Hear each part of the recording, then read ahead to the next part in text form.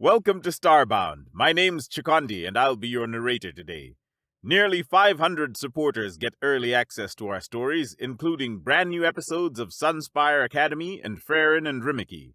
If you'd like to unlock early access and support new episodes and future series, tap Join below to become a Starbound member.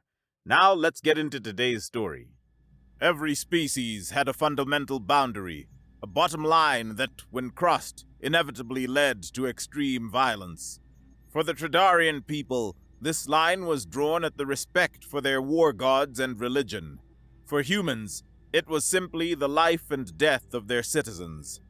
High Inspector Zetu was about to witness the brutal clash after both these lines were obliterated, and understand why, when Deathworlders collide, only one would leave the battlefield alive.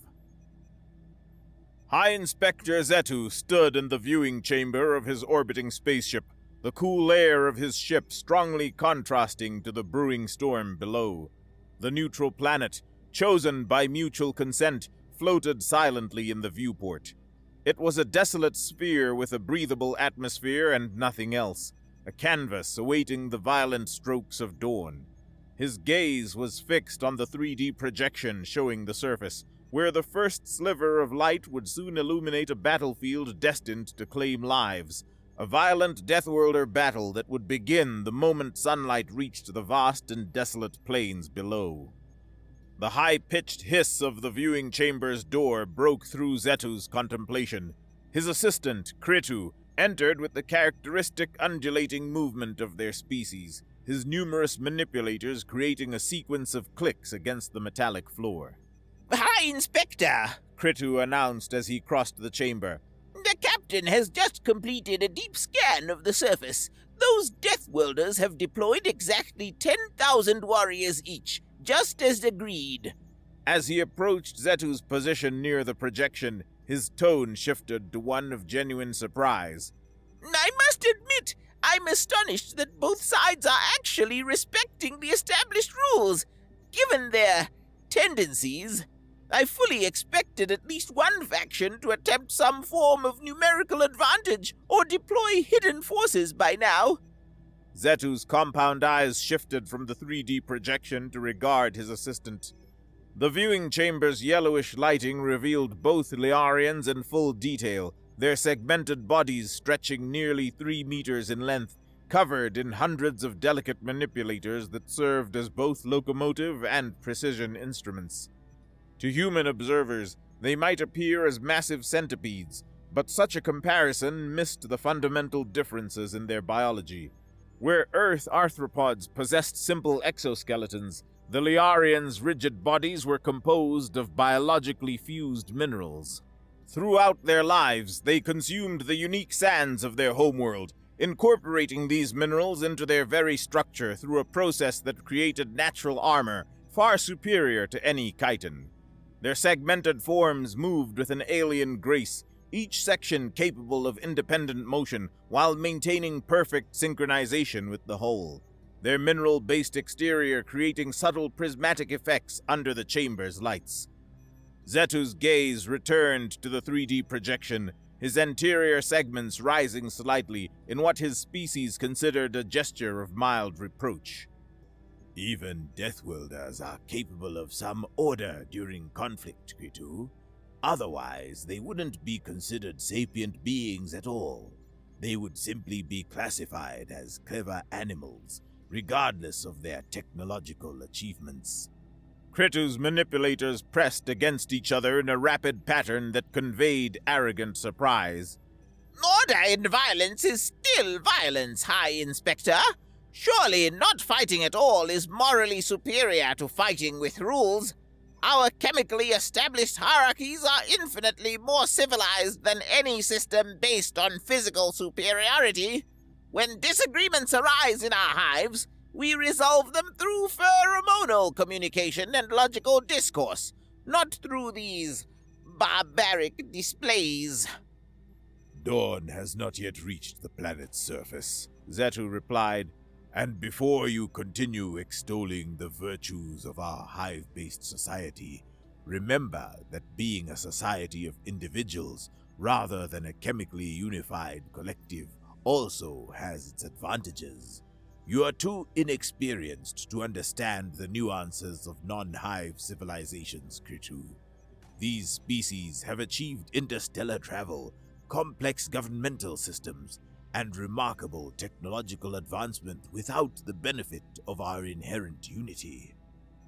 Their philosophical debate was abruptly terminated as the projection flickered and updated with new data. Both Liarians' attention snapped to the display as the first hints of movement appeared on the planet's surface. The conversation died in their vocal chambers as they processed what they were seeing. The projection's resolution increased, revealing two massive armies positioned on opposite sides of a vast barren plain. The human forces stood in disciplined formations, each soldier encased in state-of-the-art powered armor that gleamed dully in the pre-dawn light. They carried an impressive array of metallic weaponry, assault rifles, sidearms, and most notably, large tactical shields that they held in perfect alignment, creating an almost impenetrable wall of advanced alloys. Across the desolate expanse, the Tridarian force presented an entirely different but equally imposing sight. Where the humans relied on manufactured protection, the Tridarians displayed supreme confidence in their natural defenses.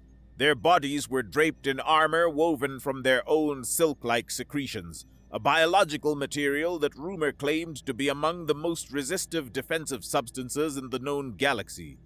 They carried laser rifles with casual ease, many holding them single-handed as if the weapons were mere accessories to their natural superiority. Their formation seemed looser, more organic than the humans' rigid lines. "Observe them closely," Kritu said. "They're Tidarians, 6 locomotive limbs moving in perfect coordination with 2 manipulator appendages handling their weapons. They are remarkable from a biological standpoint." He paused, his body rippling with distaste. "The humans have such crude names for everything. They call them spider people, as if these sophisticated beings could be compared to simple Earth arachnids." The humans do tend toward the overly simplistic in their nomenclature, Zetu agreed, adjusting the projection to study the Tridarian warriors more closely. Each stood nearly 2.5 meters tall when their front segments were raised, their bodies covered in fine sensory hairs that could detect the slightest atmospheric disturbance. Their 8 limbs moved with a fluid grace that spoke of millions of years of evolution as pursuit predators. though I've heard worse than spider people. At least it's more respectful than their other colloquialism, the ones who dress in their own shit. "Truly, the human capacity for crudeness knows no bounds," Kritu said, his manipulators expressing disgust through their movement patterns. "Though I suppose when one species evolved as persistence predators on a Deathworld, such lack of refinement is to be expected." Focus on their battle formations. Zetu redirected, gesturing toward specific elements of the display. The humans have adopted what appears to be an ancient phalanx formation, modernized for contemporary warfare. Shield bearers in front, riflemen behind. It's a tactic from their pre-spaceflight era. "The Tridarians seem less organized," Kritu observed, studying the opposing force. "Their groupings appear almost random in comparison." Not random at all, Zetu corrected, his experienced eye catching patterns his assistant had missed. Each cluster represents a hunting pack formation from their evolutionary past. They're maintaining optimal fields of fire, while allowing for the rapid movement their physiology permits. Both species are drawing from deep instinctual knowledge, adapting ancestral strategies to modern warfare. Zetu leaned forward, his compound eyes focusing on a particular detail. Notice what's absent from this battlefield, Kritu. No vehicles of any kind. No atmospheric fighters providing air support. No armored ground units. Not even simple transport craft. Both sides arrived on foot and intend to fight on foot. Kritu's anterior segments bobbed in acknowledgement. The hatred between them must be profound indeed.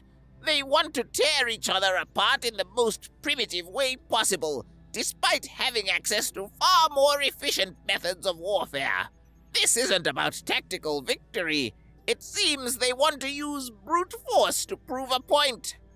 How exactly are we supposed to report this to the Council? Kritu asked, anxiety creeping into both his voice and his pheromonal emissions. It's exceedingly rare for Deathworld species to engage in this sort of formalized butchery. Zetu's manipulators moved in a pattern indicating reassurance.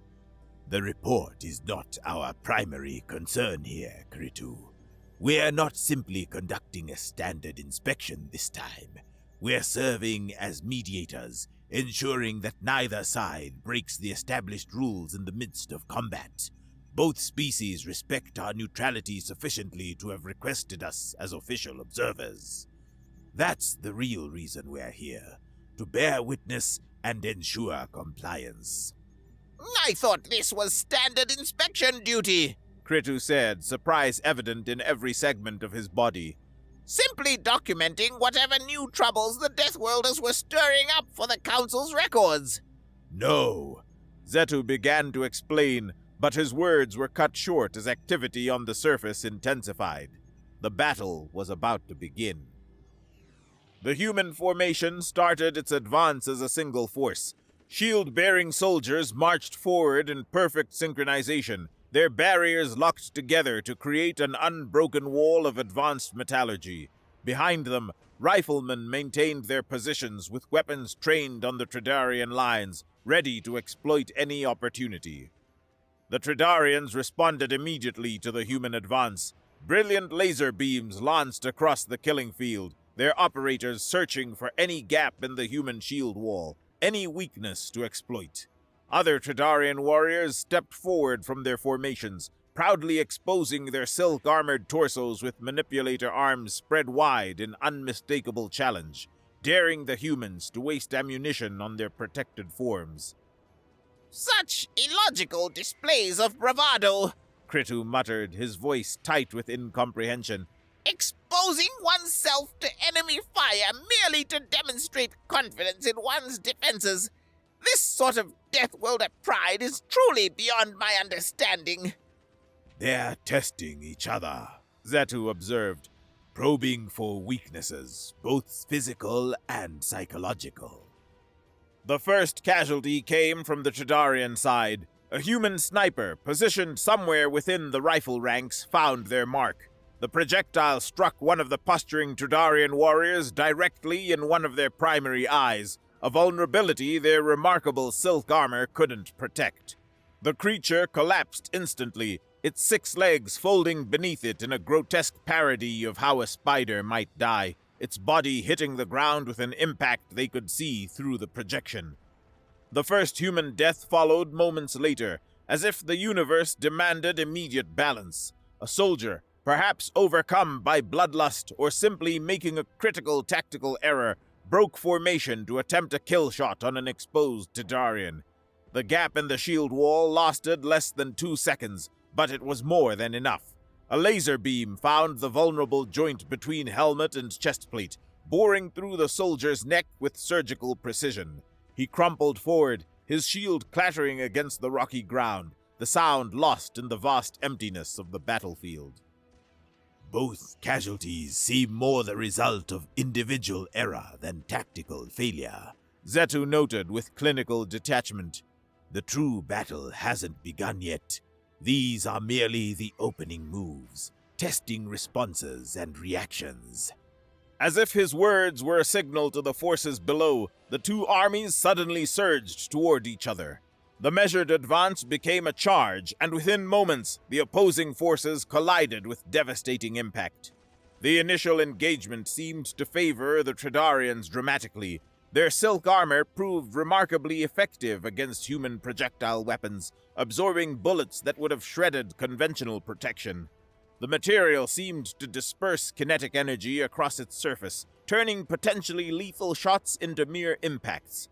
The Tridarians moved with their species' characteristic grace, 6 legs allowing them to dart and weave in patterns that made them frustratingly difficult targets. When they reached the human lines, several Tridarian warriors boldly threw themselves at the shield wall, using their superior mass and momentum to create breaches, their multiple limbs allowing them to grapple with shields while still maintaining balance. The Tridarians are dominating this engagement, Kritu observed. Their natural advantages are proving decisive. Indeed, wherever the Tridarian warriors broke through the human formation, casualties mounted rapidly. Laser rifles fired at point-blank range, the energy beams burning through advanced armor as if it were paper. Groups of humans fell in coordinated defensive positions, overwhelmed by the speed and multi-limbed fury of their opponents. The Tridarians' ability to remain stable on 4 legs while using 2 for combat, with 2 more for grappling, gave them an overwhelming advantage in close quarters. But then, something shifted in the human ranks. It was as if a collective decision had been made without any visible communication. Almost as one, the human forces abandoned their shields. The protective barriers that had defined their strategy fell to the ground with impacts that sent up small clouds of dust. The ordered formation dissolved into apparent chaos as soldiers scattered in every direction, drawing sidearms and abandoning any pretense of defensive positioning. What are they doing? Kritu asked, bewilderment evident in both his voice and his pheromonal output. They're throwing away their primary advantage! This is suicide! Zetu leaned forward, his compound eyes focusing intently on the tactical display. No, He said slowly, recognition dawning. they're following a plan. Watch carefully. The battlefield had transformed into a melee of individual combats, but within the chaos, a pattern emerged that spoke to humanity's evolution as persistent predators. Human soldiers worked in improvised teams of 3 to 5 members. 1 or 2 would literally throw themselves at a Tridarian's legs, grappling with the powerful limbs, accepting kicks that shattered bones, while their companions circled for kill shots. It was brutal, primitive, and utterly effective. The Tridarians, for all their natural advantages, struggled to adapt to this new form of warfare. Their pride, which had served them well in their initial engagement, now became a critical liability. When humans grabbed their legs, many Tridarians attempted to shake them off with contemptuous kicks, rather than immediately defending against the other threats. Their silk armor, so effective against projectiles from range, proved less useful against point-blank shots aimed at joints, sensory organs, and the vulnerable points where their limbs met their bodies. By the hive! Kritu breathed, his horror clear. They're using pack hunting tactics! The humans are literally dragging their opponents down to their level! The brutal mathematics of this new strategy became apparent within minutes. Yes, the humans grappling with Tridarian legs sometimes died, crushed by powerful limbs or shot by the warriors they held, but their sacrifice allowed their packmates to find the killing shots. The humans had accepted that they would take massive casualties and built their strategy around that acceptance. The humans are trading lives for kills, Zetu said, professional admiration creeping into his voice despite himself. They've calculated the exchange rate and found it acceptable. As long as less humans than Tridarians die, it's an acceptable risk. In a battle of equal numbers, that's a winning formula. The Tridarians tried to adapt, some attempting to reform their hunting pack formations, but the human-caused chaos prevented any organized response. The battlefield became a swirling mass of individual desperate struggles. Humans dove beneath laser fire, accepting burns and wounds to close distance. They used their dead comrades' bodies as stepping stones to leap onto Tridarian backs. They fought with a ferociousness that seemed to surprise even the fierce Tridarian warriors. One particularly brutal exchange caught Zetu's attention. A Tridarian warrior had killed 6 humans in rapid succession, its laser rifle never missing at close range. But the 7th human, instead of trying to dodge, simply charged straight at the weapon. The laser burned completely through their torso, but momentum carried them forward. With their dying breath, they bear-hugged two of the Tridarian's legs. The warrior, suddenly off balance, couldn't react in time as three more humans swarmed it, combat knives finding the joints in its natural armor. The brutality! Kritu whimpered, his body trembling. They're not just killing each other. They're grappling, tearing, biting even. It's so primitive. How can sapient beings descend to this level? Because for Deathworlders, this level is not a descent, Zetu replied grimly. it's a return to their roots. Both species evolved in environments where this kind of violence was necessary for survival.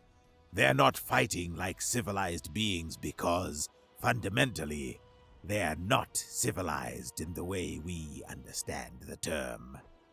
The tide of battle had shifted decisively. Where Tridarian warriors had stood proudly and seemingly invincible mere minutes before, now they fell one by one to coordinated human pack attacks. Some Tridarians achieved remarkable individual tallies. One managed to kill 8 humans before being brought down, but the main tendency was inexorable. The humans had turned the battle into exactly the kind of fight where their evolutionary advantages could shine. Their endurance, their pack coordination, their willingness to sacrifice for the group. All products of evolution on a death world where persistence hunting had made them apex predators. The final phase of the battle was perhaps the most disturbing to watch. As Tridarian numbers dwindled, some tried to form defensive circles, using their superior reach and weapons to create kill zones. But the humans had fully embraced their primitive tactics now. They threw rocks to distract, used the corpses of friends and foes alike as shields, and always worked in groups. The lost Tridarian warrior stood alone, surrounded by approximately 50 human survivors out of the 10,000 who had begun the battle. Even facing certain death, the creature maintained its species' characteristic pride. Its manipulator arms beat against its silk-armored chest in what could only be a death ritual or final challenge, the impacts creating a rhythm that seemed to echo across the battlefield. The warrior's remaining eyes blazed with defiance, its laser rifle sweeping in arcs that kept the humans at bay for a few seconds more. The humans formed a loose circle, rifles raised but not yet firing. For a moment, there was an odd pause, as if even these Deathworlders recognized something significant in this final stand.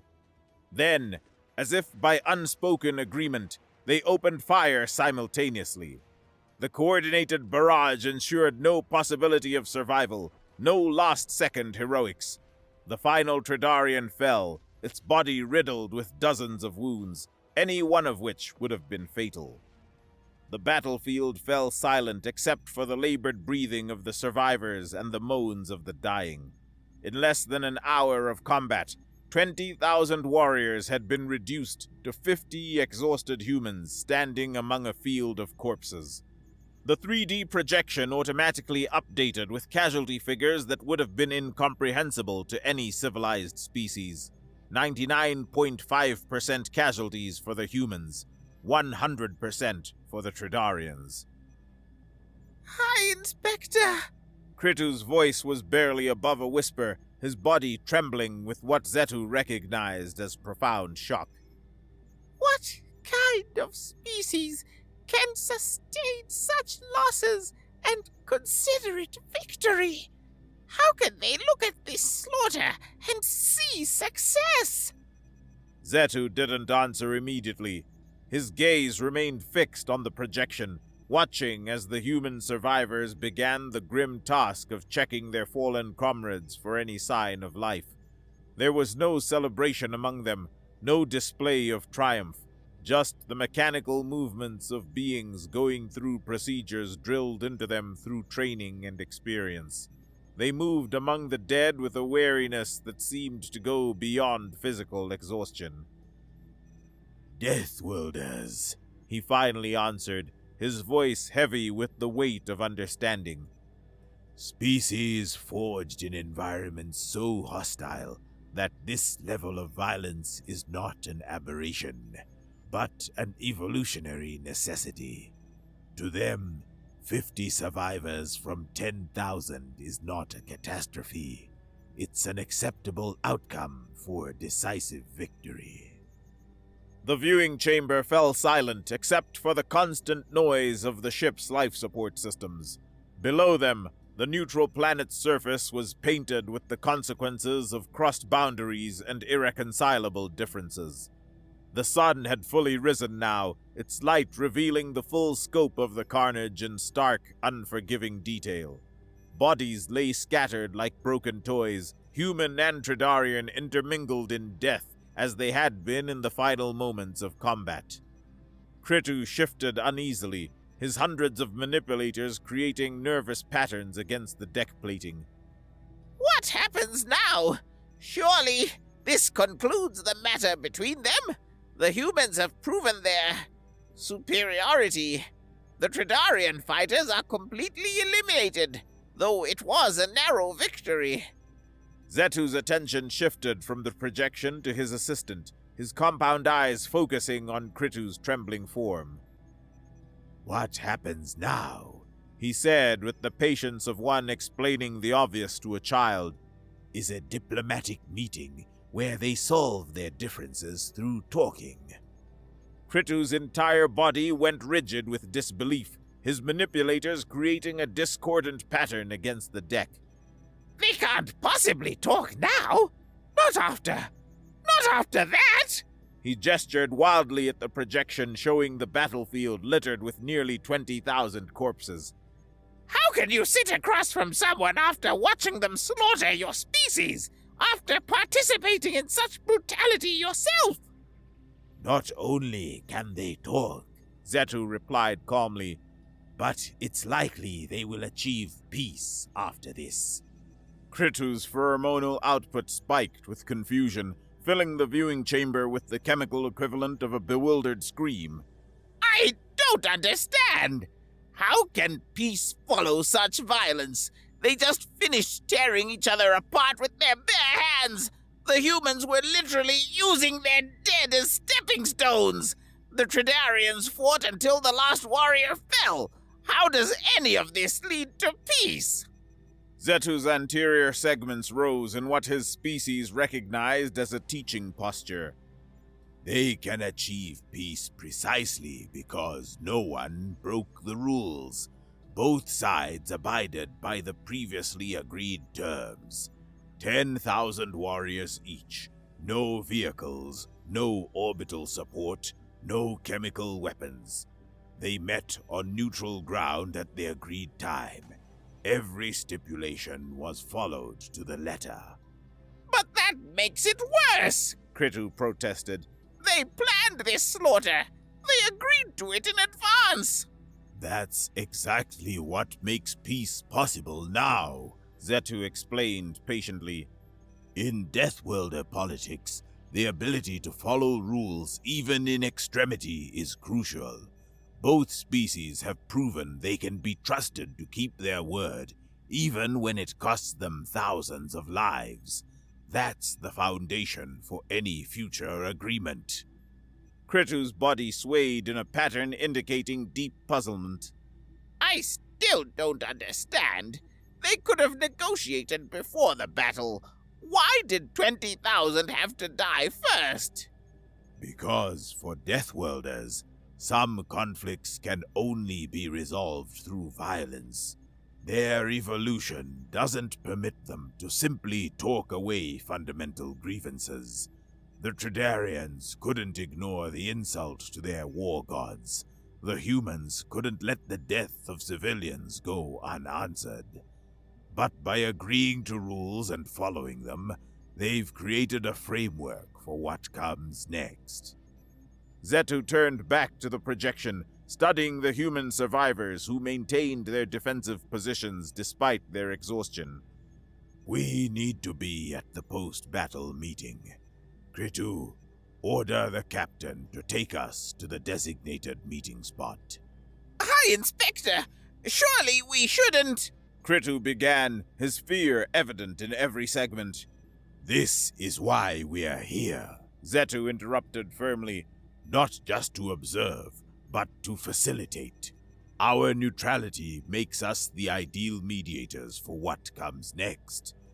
But to be in the same space as them after what we just witnessed? Kritu's manipulators trembled against each other. Our presence will help ensure civility, Zetu insisted. Order the captain to begin descent procedures. Kritu hesitated for several more seconds, his body language radiating reluctance, before finally acquiescing. As you command, High Inspector. He undulated toward the chamber's exit, pausing at the threshold. I still believe this is unwise. Your objection is noted, Zetu replied without turning. Now carry out the order. The door hissed shut, leaving Zetu alone with his thoughts and the projection of the battlefield. The human survivors had begun gathering their dead into organized rows, a grim accounting that would take hours to complete. Even in victory, they showed no celebration, only the methodical efficiency of soldiers who understood the true cost of what they'd achieved. The ship's vibration pattern changed subtly as the engines engaged for atmospheric entry. Zetu felt the shift in his segments, the way gravity began to assert itself differently as they descended.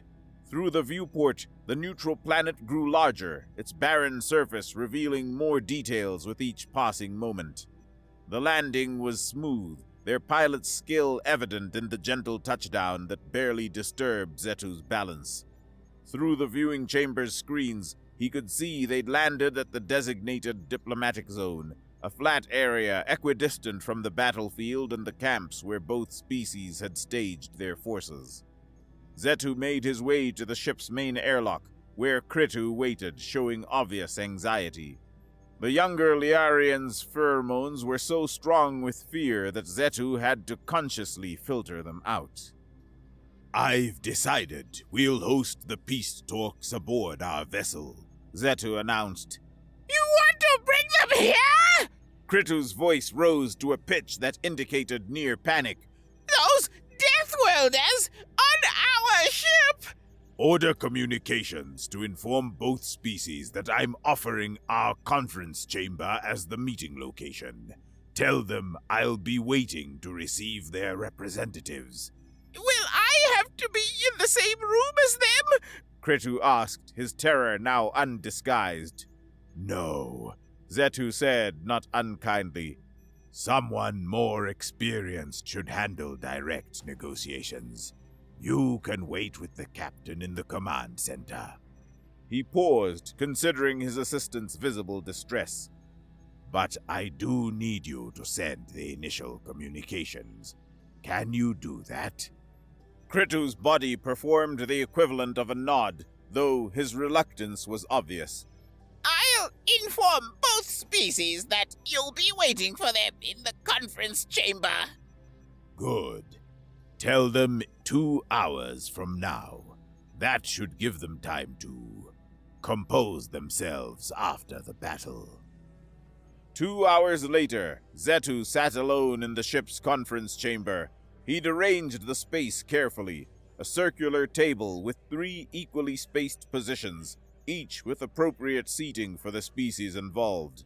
The temperature and atmosphere had been adjusted to a compromise setting that would be comfortable for none, but tolerable for all. The door chimed, announcing the arrival of his guests. Both representatives entered simultaneously, having apparently coordinated their approach. The human wore a formal diplomatic uniform rather than combat armor, though Zetu noted the subtle bulge of what was likely a concealed weapon. The Tridarian had draped themselves in ceremonial silk, patterns woven into the fabric that probably held religious significance. They regarded each other across the chamber with expressions Zetu couldn't fully read, but recognized as wary respect. Whatever these two had been before the battle, they were now connected by the shared experience of survival. A long silence stretched between them, heavy with the weight of 20,000 dead. Neither species seemed inclined to speak first, both waiting for some signal or precedent to begin. Finally, the Tridarian representative broke the silence, turning their multiple eyes toward Zetu. Inspector, can you prove the humans followed the agreed-upon rules? My people will need assurance that our warrior's sacrifice was properly honored. Zetu regarded them both carefully before responding. My species collected enormous amounts of data during the battle. Every movement, every weapon discharge, every tactical decision was recorded and analyzed. I can state with absolute certainty that both sides abided by the established rules without deviation. The Tridarian's body sagged slightly, a gesture that Zetu recognized as profound sadness despite the alien physiology. Their manipulator arms moved in what might have been a prayer gesture before they spoke again. I am Gratavir of the Third Sphere, the Tridarian said formally. I speak with the authority of the War Council and the Blessed Weavers. They turned to face the human directly. My species will keep our word. No more human citizens will be challenged to death duels on the planet of the Galactic Council. The disrespect our people felt when we heard humans mocking our war gods is considered forgiven. The battlefield has cleansed the insult. The human leaned forward, his single pair of eyes fixed on Gratavir with an intensity that made even Zetu uncomfortable. I'm Representative Hughes of the Terran diplomatic team. I'm authorized to speak for our government in this matter. His voice carried a hint of hardness. We demand that the Tridarian intelligence services stop monitoring our entertainment networks. No more spying on human communications just to get offended over memes and jokes. Humanity has had enough of these life and death challenges over the supposed strength of your gods, or whatever else you find insulting in our comedy broadcasts. Zetu tensed, his segments tightening involuntarily. The human's tone bordered on provocative, especially given the circumstances. For a moment, he genuinely believed Gratavir might leap across the table and kill the human representative on the spot. The Tridarian's body had gone completely still, a hunting posture that preceded violence in their species. But instead, Gratavir's manipulator arms spread in what Zetu recognized as a gesture of acceptance. The battlefield has spoken, the Tridarian said slowly, each word seeming to cost them something. Your warriors proved effective. We agree to your terms. Our monitoring of human entertainment channels will cease. What you do in your own communications is no longer our concern. Hughes nodded sharply. Then we're in agreement. The matter is settled, Gratavir echoed, though their tone suggested the words tasted bitter. What happened next surprised even Zetu, despite his decades of experience with Deathworlder politics. The two representatives began discussing the resumption of trade agreements, the restoration of diplomatic channels, and even the possibility of joint colonial ventures in disputed systems. It was as if the battle, that horrific slaughter that had claimed 20,000 lives, was simply a necessary preliminary to normal relations. Our freighter routes through the Kelvin system can resume next cycle, Hughes was saying, consulting a datapad he'd produced. I assume your merchants will want to restore the silk trade? Yes, Gratavir replied, their own device materializing from within their ceremonial garments. The demand never decreased, merely the supply. We can have the first shipments ready within 10 standard days. They continued for another hour, working through the mundane details of commercial agreements and diplomatic protocols. Zetu found himself forgotten as the two Deathworlders rebuilt their species' relationship after such intense battle. When they finally concluded, both representatives stood simultaneously. They faced each other for a long moment, and Zetu prepared to intervene if violence interrupted. But Hughes simply extended his hand, a human gesture of agreement, and after a pause, Gratavir extended one of their manipulator arms to complete the gesture. Until next time, Representative Hughes, Gratavir said formally. Until next time, Hughes replied. They left as they had entered, simultaneously and without looking back. Zetu remained in his seat, his mind struggling to process what he had witnessed. In all his years of observing Deathworlder conflicts, he had never seen one resolved so simply. The battle had been fought, the rules had been followed, and now business would resume as if nothing had happened. No, that wasn't quite right. Something had happened. 20,000 warriors had died to prove a point, to settle a matter of honor that civilized species would have resolved through discussion. But for these Deathworlders, the discussion could only happen after the violence. The battle wasn't separate from the diplomacy. It was a necessary part of it. Zetu rose slowly, his segments adjusting to movement after sitting still for so long. He made his way back to the viewing chamber, where Kritu waited with barely concealed anxiety. Well? His assistant asked immediately. What happened? Are they going to continue fighting? No, Zetu replied. Kritu's pheromones spiked with confusion. Just like that? After all that death? Zetu offered no words in reply, only a nod. I still don't understand, Kritu said quietly.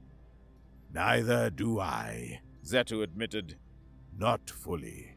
But perhaps that's why they're Deathworlders and we're not. The ship's engines began their warm-up cycle, preparing for departure. Soon they would leave this world behind, returning to civilized space with their report of the strange, violent, effective diplomacy they had witnessed. Zetu found himself thinking of the human survivors, those 50 who had lived through hell to stand victorious among the dead. They would return home as heroes, bearing the weight of their fallen comrades' sacrifice. The Tridarians would sing songs of their warriors' final stand, of honor maintained unto death. Both species would mourn, but they would also move forward, the issue between them settled in the only way their nature allowed. When Deathworlders collide, only one leaves the battlefield alive. But sometimes, Zetu realized, that's exactly what needs to happen for peace to follow. The ship lifted off, leaving the battlefield behind. But the memory of what he had witnessed would stay with Zetu forever, a reminder that in a galaxy of infinite diversity, there were forms of logic as alien as any physiology, and sometimes understanding came not from comprehension, but from simple acknowledgement of difference. The Deathworlders had their way, and against all civilized logic, it worked.